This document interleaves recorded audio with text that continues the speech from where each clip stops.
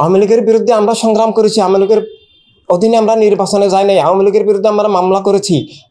এভাবে আমাদেরকে এই যে মিথ্যা অপবাদ, এটা স্বৈরাচারের চরিত্র, এটা ফ্যাসিস্ট চরিত্র, তারা মিথ্যা অপবাদ দিয়েছেন। আমরা তাদেরকে প্রমাণের চ্যালেঞ্জ করি, তারা যদি প্রমাণ করতে পারেন তাহলে আমরা যে কোনো শাস্তি মাথা পেতে মেনে নিব। তারা বরং আর যদি তারা প্রমাণ করতে না পারেন, তারা অবৈধ, অন্যায়, অবিচার, তাদেরকে পদত্যাগ করতে হবে, তাদেরকে পদচ্যুত করতে হবে। তারা দেশবিরোধী, ধর্মবিরোধী, জীবন বিরোধী, মিথ্যাচার এবং রাষ্ট্রের শত্রু হিসেবে প্রমাণিত হবেন। আর আওয়ামী লীগকে যে অপবাদ দেওয়া হচ্ছে, আওয়ামী লীগকে স্বৈরাচারের অপবাদ, খুনের অপবাদ যদি দেওয়া হয়, হ্যাঁ, সেটা প্রমাণ করুন, সেটার বিরুদ্ধে আমরাও কাজ করছি। তবে আওয়ামী লীগ এককভাবে স্বৈরাচার, এককভাবে খুনি দল নয়। জামাত শিবির, জঙ্গিবাদ সেই 71 থেকে এই পর্যন্ত হাজার হাজার লক্ষ মানুষকে খুন করে আসছে। এবং জামাত শিবির অন্য ধর্মের মানুষের অধিকার অস্বীকার করে। ধর্মের নামে রাজনৈতিক দল মানেই জঙ্গিবাদ। তারা আমাদের ইমানি আকিদার বিরোধী। তাদের রাজনীতিটাও একক রাষ্ট্রকে একক ধর্ম ভিত্তি করে ফেলা, অন্য ধর্মের অধিকার হরণ করা, এটা ভয়ঙ্কর একটা অপরাধ।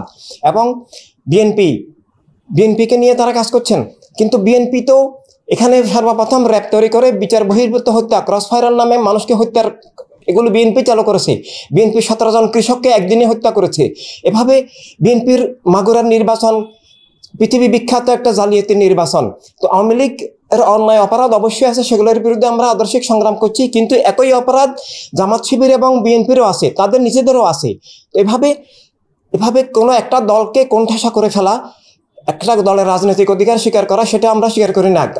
জনগণই বিচার করবেন। জনগণ সবার ভোটাধিকার, নাগরিক অধিকার আছে। এবং রাষ্ট্রের মালিক কোনো এক দল বা সমন্বয়ক চক্র বা বর্তমান সরকার কোনো সরকার নয়, কোনো নির্বাচিত সরকারও রাষ্ট্রের মালিক নয়, রাষ্ট্রের ম্যানেজার মাত্র। জনগণই রাষ্ট্রের মালিক। জনগণই সিদ্ধান্ত নেবেন কোন দলকে বর্জন করবেন, কোন দলকে গ্রহণ করবেন, কাকে ভোট দিবেন, কাকে না দিবেন। তারা ক্ষমতার বলে কারো রাজনৈতিক অধিকার অস্বীকার করে, কারো নাগরিকত্ব হরণ করে দেশকে জঙ্গিবাদের দিকে, কোনো একটা বিশেষ দিকে, রাজাকারকরণের দিকে ঠেলে দিবেন। সেটার জন্য আমরা ইনসানিয়ত বিপ্লব, জীবনের বিনিময়ে দিন রাষ্ট্র রক্ষার জন্য সংগ্রাম করে যাব।